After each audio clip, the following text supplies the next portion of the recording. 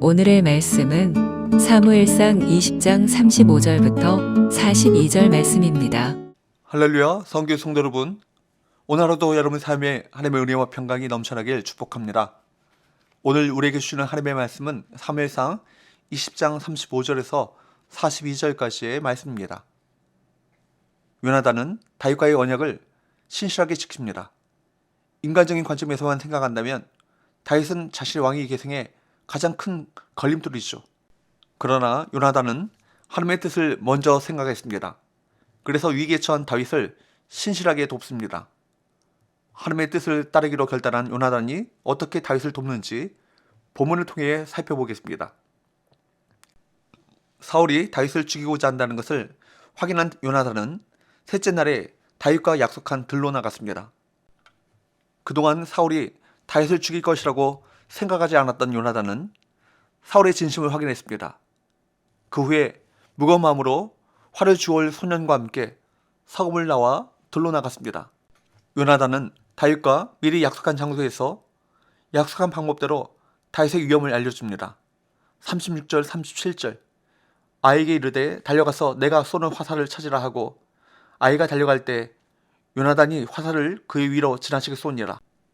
아이가 요나단이 쏜 화살이 있는 곳에 이를 즈음에 요나단이 아이 뒤에서 외쳐 이르되 화살이 내 앞쪽에 있지 아니하냐 하고 아이가 화살을 줍기 위해 달려나가자 그를 훌쩍 넘겨 활을 쏜 후 화살이 내 앞쪽에 있지 아니하냐 라고 말함으로써 다윗에게 도망가라는 신호를 보냅니다. 요나단은 신중하고 지혜롭게 다윗에게 위험을 알려주었습니다. 덕분에 다윗은 안전하게 피신했죠. 성도는 하나님의 뜻을 성취하는 약속이라면 반드시 신실하게 지켜야 합니다. 요나단은 아이에게 또한 뭐라고 외칩니까?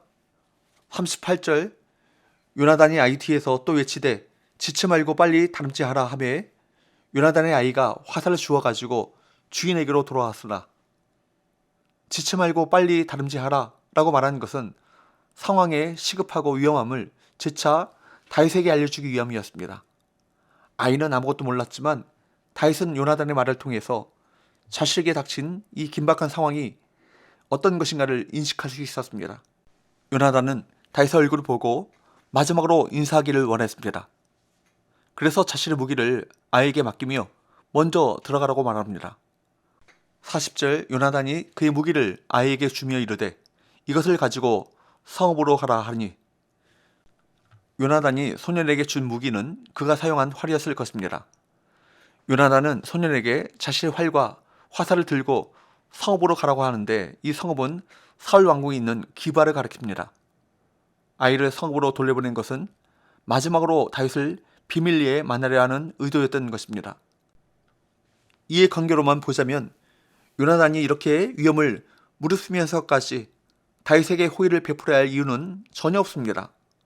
오히려 사울처럼 또는 그 이상으로 다윗을 경계하며 적대시해야 마땅한 사람이 있다면 바로 누구입니까? 요나단이죠.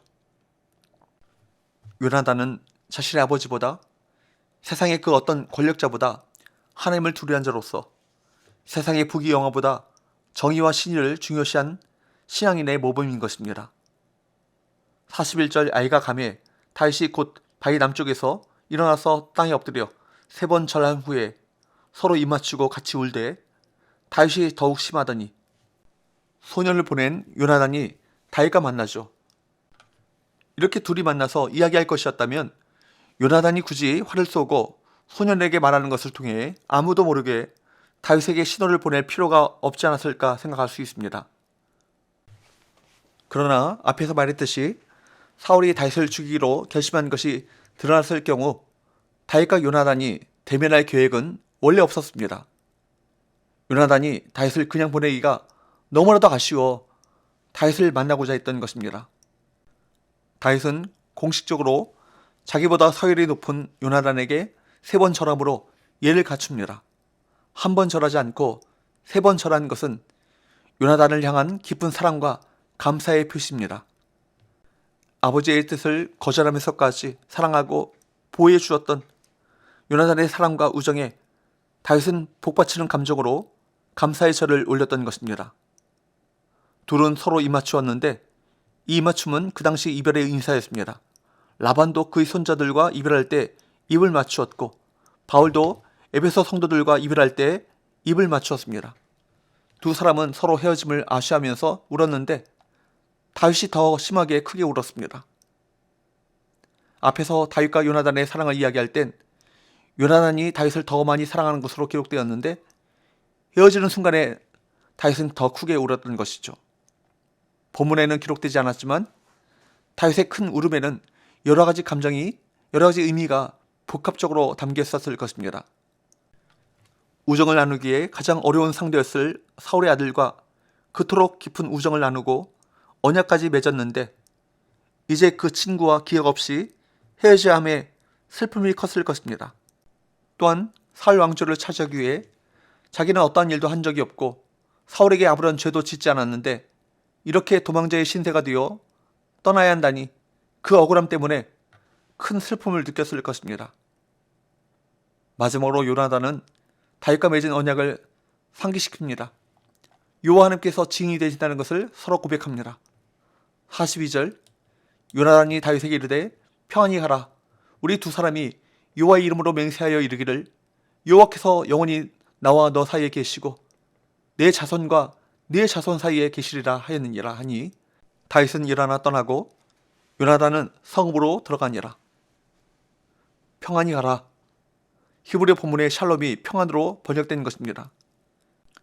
실은 전쟁이 없고 안전한 상태를 의미하는데 사람이 평안을 기원한다고 해서 그것을 얻을 수 있는 것은 아닙니다. 요나단은 그 평안의 근원이 하나님이심을 너무나도 잘 알고 있었습니다.